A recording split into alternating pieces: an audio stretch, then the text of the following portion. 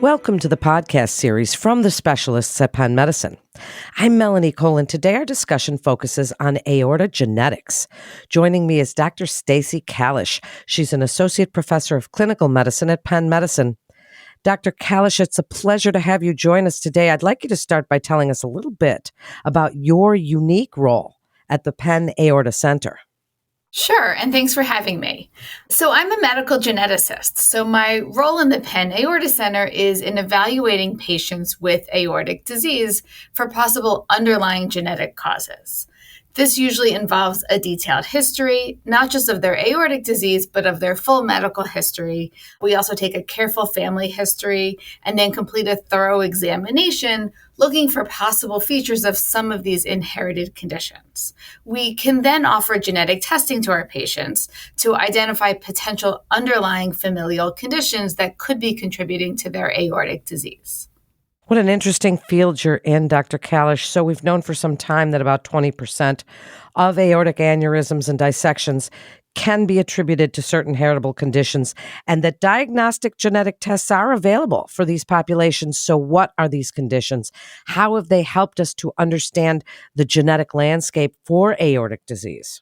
So medical genetics is really interesting. And you're correct. We can identify a monogenic or a single gene cause that contributes to about 20% of individuals who have familial aortic aneurysms and dissections. Some of these conditions are syndromes. Marfan syndrome is certainly the most well-known, but there are other syndromes like Loeys-Dietz syndrome. These affect not just the aorta, but other body systems, depending on the condition, and possibly other arteries beyond the aorta as well. There are also non-syndromic conditions that impact the aorta and sometimes other arteries, but not body systems beyond the vasculature. Identifying an underlying monogenic cause, when we're able to, lets us know how to manage patients. So it tells us which blood vessels to monitor, what our surgical threshold should be for the aorta, and then it also gives us information to screen the patient's family members to determine who is at risk and also needs evaluation. Still, it's important to understand that the variants causing monogenic conditions are rare, and more common variation in the same genes and in other genes also has impact on the aorta. What we're learning more is the remaining 80% of aneurysms and dissections occur in people who don't have a known heritable cause. Do you have a suspicion that genetics plays a role in aortic disease in this wider population? Is it random? Tell us about that. It's a great question. And as a geneticist, I think that our genetics play a role in everything that happens in our bodies. So again, the conditions that we just discussed are monogenic or single gene disorders, where a rare abnormality in a single gene has a large impact on clinical features, in this case, on the risk of aortic disease. Most aortic disease, though, and most disease in general, is polygenic or multifactorial.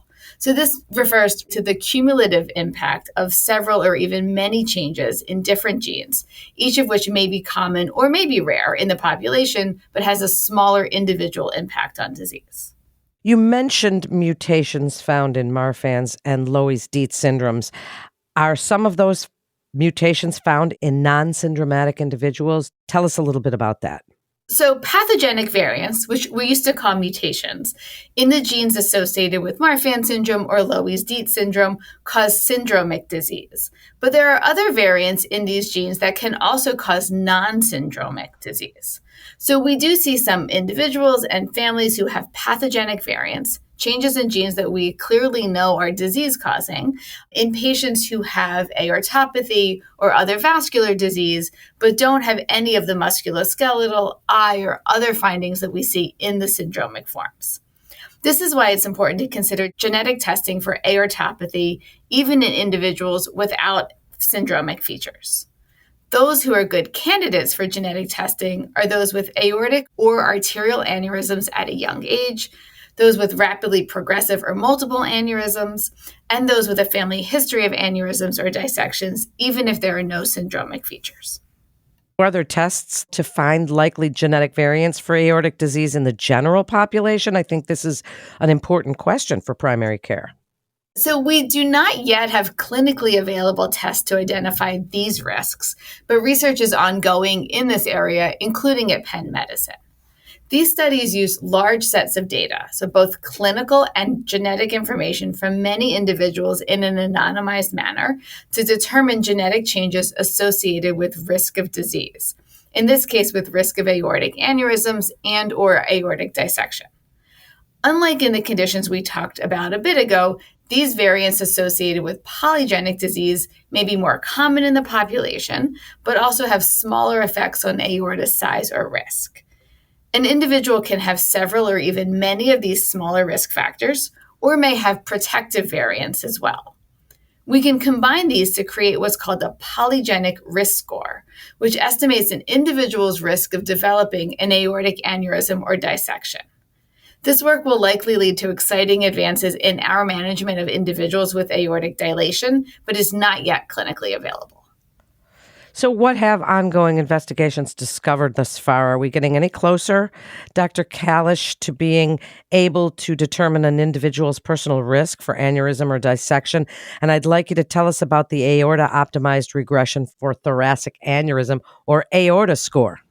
Sure. So the aorta score, or as you said, the aorta optimized regression for thoracic aneurysm score, uses a combination approach. So it uses a polygenic risk score for aortic disease combined with clinical factors to create an individualized clinical prediction model. The clinical factors include parts of an individual's medical history, which are also known to have impact on risk of aortic aneurysm or dissection, such as age, sex, blood pressure, and the presence of hypertension, and heart rate. By combining these known clinical risk factors and genetic risks from a polygenic risk score, we can better predict who is at risk for aortic aneurysm and, importantly, aortic dissection, which allows for more frequent imaging and earlier medical intervention to impact morbidity and mortality. The combined model with polygenic risk scores is better at predicting risk than clinical factors alone. And this is really the ultimate goal, to determine who's at risk for dissection and other events, and then to prevent or manage these for the best health outcomes. And while this type of testing isn't available in our clinics yet, we're getting closer to being able to use this as part of our genetic assessments of risk. This is such a great conversation, really an interesting topic as well, Dr. Kallish. As we wrap up, how would a referring provider obtain more information or referring a patient to the Penn Aorta Center? And what would you like the key takeaways to be about aorta genetics?